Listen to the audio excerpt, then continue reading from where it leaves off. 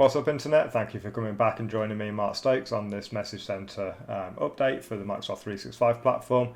What we've got today is an updated timeline for a feature that may have been previously discussed.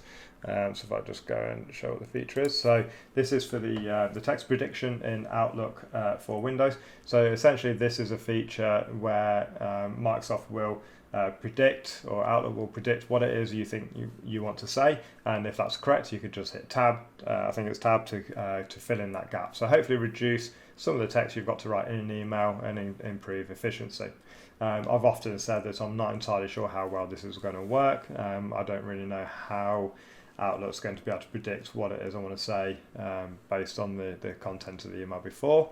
I guess the jury's out on that one. We shall see, but it is coming anyway. Like I say, the update today is not a change in the functionality or anything like that. It's just an update to the rollout. So the text predictions will be part of the November version available to customers in the current preview channel in early February. This was previously January, so it's a month late, and current channel by early March, which was previously late February.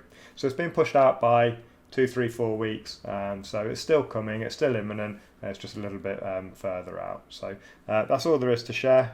I'd be very interested to know your thoughts on whether text predictions in emails is going to be even possible or not, to be perfectly honest. So yeah, let me know what you think, and I look forward to seeing you on the next update. Thank you very much.